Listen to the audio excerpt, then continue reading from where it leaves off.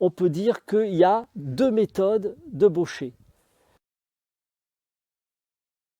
Ce qui caractérise la première manière de Baucher, c'est l'invention d'un nouvel équilibre qu'on a appelé l'équilibre de l'Isard sur le pic. Donc le cheval est dans un équilibre avec les membres qui ont cette orientation-là. Ce qui met le cheval sous lui du devant et sous lui du derrière.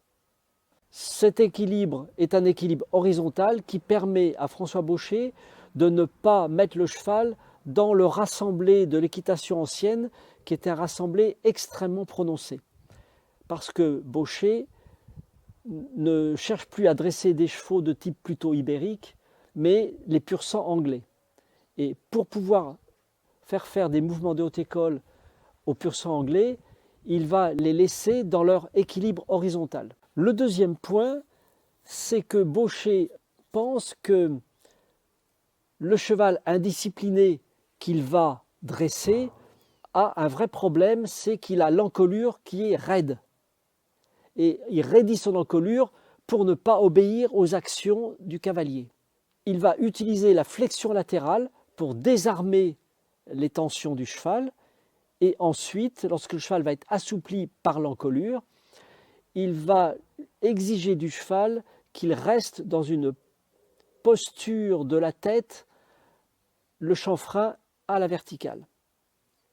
À la suite de quoi, Baucher va dire « Avec moi, tous les chevaux peuvent se ramener ».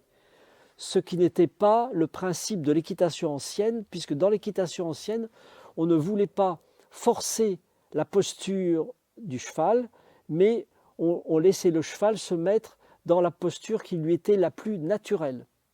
Le point qui a été extrêmement discuté, analysé, utilisé, c'est la mobilité de la mâchoire. François Baucher va découvrir que s'il peut obtenir à la demande la mobilité moelleuse et tranquille et lente de la mâchoire inférieure du cheval, il pouvait à ce moment-là maintenir toujours son cheval en équilibre, même s'il était de mauvaise construction. Cette mobilité de la mâchoire, les écuyers de l'équitation ancienne la connaissaient très bien, puisque Grisonnet, au XVIe siècle, dans le premier traité qui a été publié par un écuyer des temps modernes en 1550, dit déjà que le cheval doit mâcher son mors. Mais dans l'équitation ancienne, la mobilité de la mâchoire n'était pas recherchée, mais elle était considérée, lorsqu'elle apparaissait, comme une preuve de la réussite d'une opération équestre. Et pour Baucher, cette mobilité de la mâchoire devient le préalable à toute action équestre. Alors, ce n'est pas tout, c'est que Baucher s'est aperçu que la décontraction de la mâchoire inférieure du cheval pouvait se transmettre par la nuque à l'ensemble du cheval et que c'était un moyen d'avoir la décontraction complète de tout le cheval. Concernant cette mobilité de la mâchoire, Baucher va aller plus loin. Il estime que le mors de bride avec la gourmette qui passe sous la mâchoire inférieure, ça n'est pas bon parce que la langue est écrasée entre le canon et la gourmette. Et il trouve que la décontraction de la langue, le mouvement de la langue est vraiment gêné et ce n'est pas intéressant.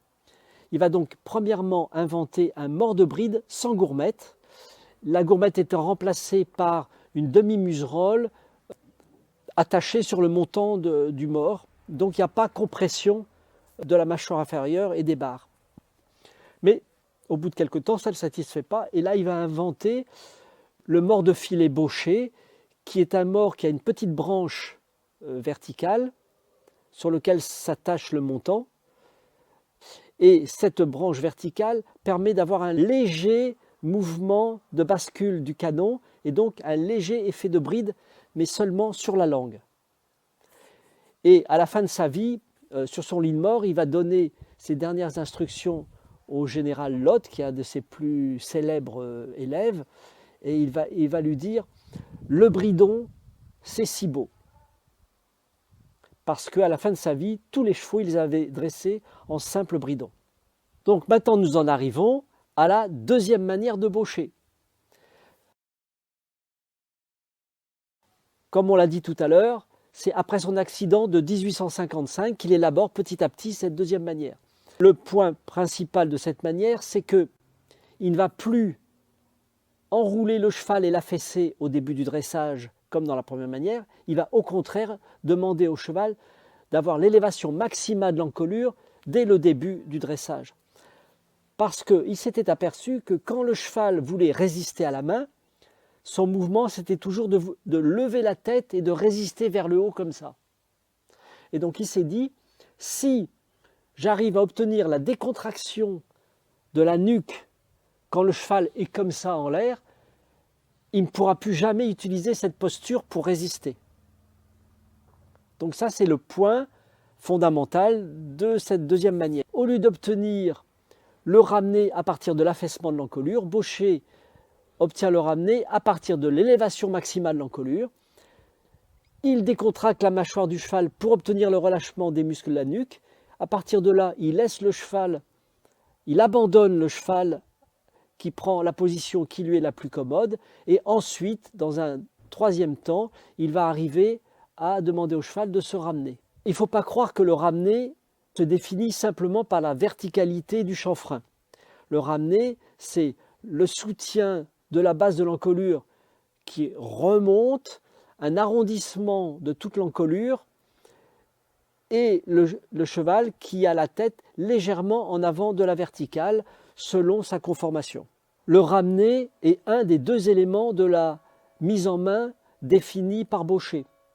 La mise en main définie par Baucher, c'est la position du ramener et la décontraction de la mâchoire inférieure du cheval. Le cheval descendant sa langue sous le mors, puis souvent légèrement le mors, d'une façon très, très lente et pas du tout automatique et répétitive. Ce mouvement de la langue est similaire au mouvement naturel de la déglutition. C'est une action qui doit se répéter une, deux ou trois fois de suite, pas plus. Le deuxième principe qu'il a élaboré, c'est la décomposition de la force et du mouvement. C'est-à-dire que d'abord, on ne demande au cheval un mouvement que lorsqu'il est en équilibre, décontracté avec l'impulsion. Si quelque chose se détraque, on ne va pas chercher à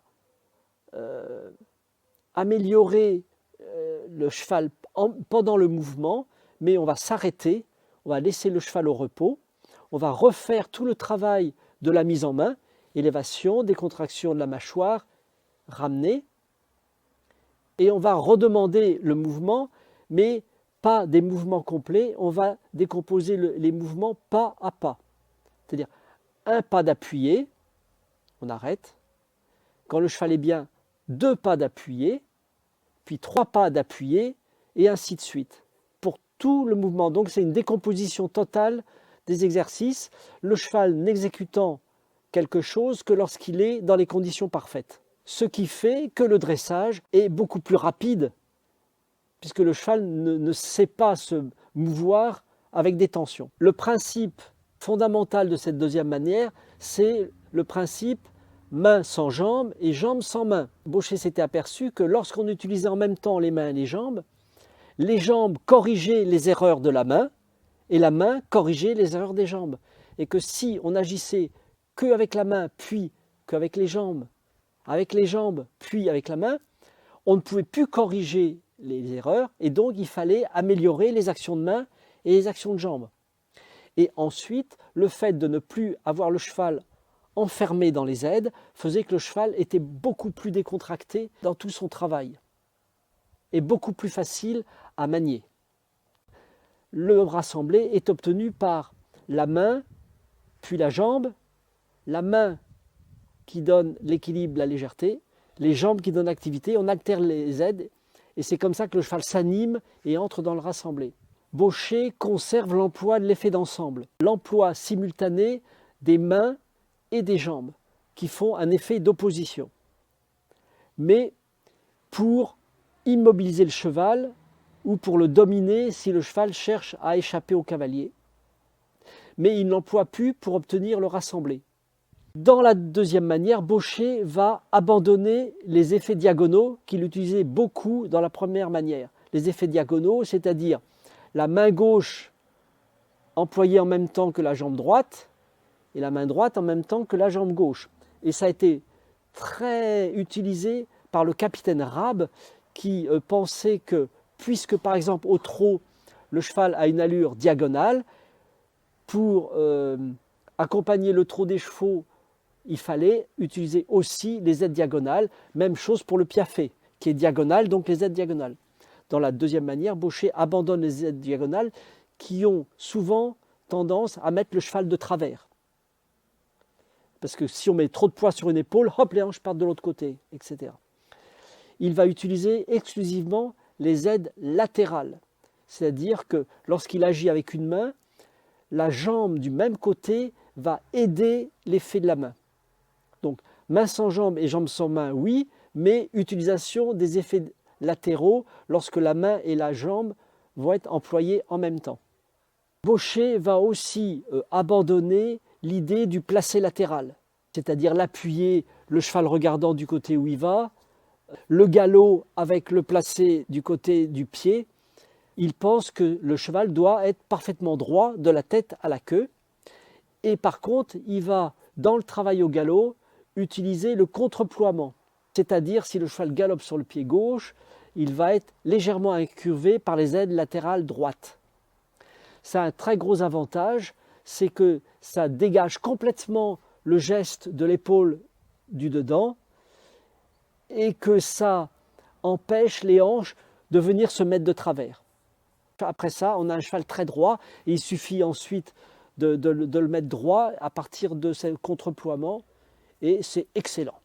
En conclusion, sur l'exposé des deux manières de Baucher, on s'aperçoit que Baucher a évolué toute sa vie et que sa méthode, ses méthodes, ses principes peuvent continuer à évoluer.